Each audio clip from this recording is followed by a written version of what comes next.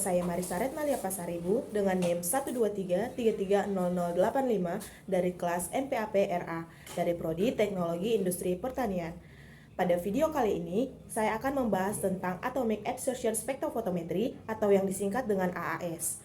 Video ini saya buat sebagai media pembelajaran agar kita bisa lebih memahami prinsip kerja AAS, komponen-komponen apa saja yang ada terdapat dalam AAS, hingga penerapan AAS dalam analisis kimia. Instrumen AAS atau Atomic Absorption Spectrometer adalah alat yang digunakan untuk menganalisis kandungan logam pada sampel, baik cair, padatan, maupun gas.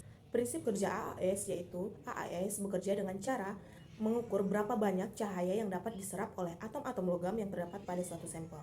Bayangkan begini, ketika suatu cahaya diarahkan ke dalam suatu sampel yang mengandung logam seperti tembaga maupun besi, atom-atom logam tersebut akan menyerap sebagian dari cahaya tersebut. Semakin banyak logam yang terdapat dalam sampel, semakin banyak juga cahaya yang dapat diserap oleh AAS. Nah, alat AAS ini bisa mengukur seberapa banyak cahaya yang dapat diserap, dan dari situ kita bisa tahu berapa konsentrasi yang ada dalam suatu sampel tersebut. Berikut penjelasan bagian-bagian utama dari instrumen AAS. AAS terdiri dari lampu HCl atau yang disebut dengan hollow cathode lamp sebagai sumber foton atau cahaya untuk mengeksitasi elektron dalam atom. Nah, HCl ini memiliki komponen yang sama dengan unsur yang dianalisis. Contohnya, apabila kita mau analisis unsur natrium, maka yang digunakan adalah HCl natrium. Kemudian flame system, sebagai sistem atomisasi sampel, bentuknya bisa dengan pembakaran. Yang selanjutnya ada monokromator, untuk memfilter cahaya hasil emisi sesuai dengan unsur yang diamati. Yang selanjutnya ada detektor, untuk mendeteksi intensitas cahaya menjadi sinyal yang dapat dibaca. Dan yang terakhir adalah read of system ataupun komputer yang digunakan untuk menampilkan hasil pembacaan dan perhitungan. Hubungkan kabel power ke sumber listrik. Nyalakan blower. Hidupkan kompresor udara. Keluarkan air dari dalam kompresor dengan cara membuka skrup. Tutup kembali jika semua air sudah terdorong keluar. Buka aliran gas asetilen dengan membuka keran berlawanan dengan arah jarum jam. Nyalakan UPS. Nyalakan CPU, komputer, dan printer.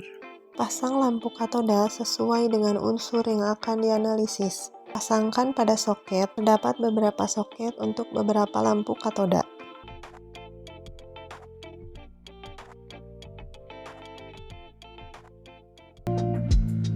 Nyalakan tombol power. Pada aplikasi, klik icon wizard. Klik wizard, lalu masukkan login ID dan password.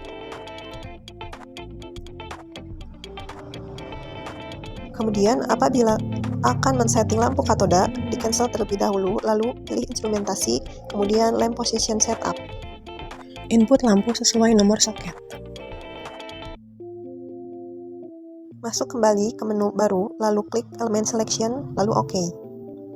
Klik elemen selection, pilih unsur yang akan dianalisis, atau bisa menggunakan tabel periodik. Setelah itu klik OK. Kemudian klik connect untuk menghubungkan aplikasi dengan alat AAS. Tunggu hingga inisialisasi selesai. Checklist semua parameter, lalu klik OK. Klik edit parameter. Klik lamp on, lalu line search. Tunggu sampai line search OK, beam balance OK. Kemudian close, klik OK. Kemudian klik next. Lalu klik calibration curve setup. Isi konsentrasi yang diinginkan. Kemudian isi jumlah deret standar dan juga konsentrasi standar. Klik repeat condition. Isi sebanyak 2 kali untuk pengukuran pengulangan 2 kali. Kemudian OK. Klik sample group setup. Masukkan banyaknya sampel yang akan diukur. Isi sample ID. Klik next sampai finish. Klik finish. Untuk menyalakan burner, tekan tombol push dan ignite secara bersamaan hingga api menyala. Celupkan sampling tube pada purified water untuk membilas, kemudian klik auto zero.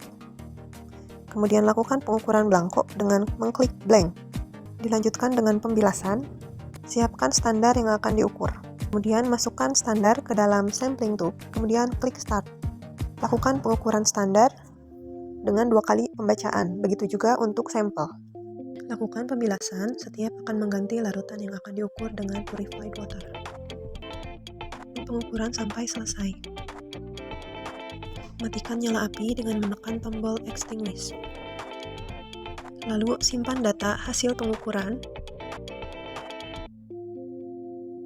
Matikan kompresor udara dan buang udara di dalamnya dengan membuka skrup yang ada di paling bawah. Tutup kembali jika udara sudah habis terbuang. Tutup keran gas asetilen. Buang sisa gas yang ada dalam alat dengan menekan tombol purge. Tekan hingga tekanan turun. Kemudian matikan tombol power pada AAS. Lepaskan lampu katoda. Tahap terakhir yaitu matikan blower dan lepaskan kabel dari sumber listrik. Sekian, terima kasih. Semoga bermanfaat. Aplikasi AAS. AAS dapat berfungsi di berbagai bidang. Yang pertama, AAS berfungsi untuk analisis kandungan logam yang terdapat pada makanan, air maupun tanah. Yang kedua, dapat digunakan untuk pemeriksaan kadar mineral dalam darah maupun urin. Yang ketiga, dapat digunakan sebagai kontrol kualitas di industri makanan maupun industri farmasi. Yang keempat, AAS juga berfungsi sebagai analisis bahan baku pada industri pertambangan. Berikut tips keselamatan kerja saat menggunakan Exertion Spectrophotometry ataupun AAS. Yang pertama, gunakan APD atau alat pelindung diri seperti jas lab, sarung tangan, maupun masker jika diperlukan. Yang kedua, gunakan bahan kimia dalam lemari asap. Yang ketiga, hindari kontak langsung dengan logam berat yang beracun. Kemudian, jauhkan bahan yang mudah terbakar dari sumber api maupun burner AAS. Dan yang terakhir, matikan gas dan alat sesuai dengan prosedur. Sekian video penjelasan yang saya dapat berikan tentang penentuan komponen mineral dengan AAS. Semoga teman-teman dapat memahaminya. Sekian dan terima kasih.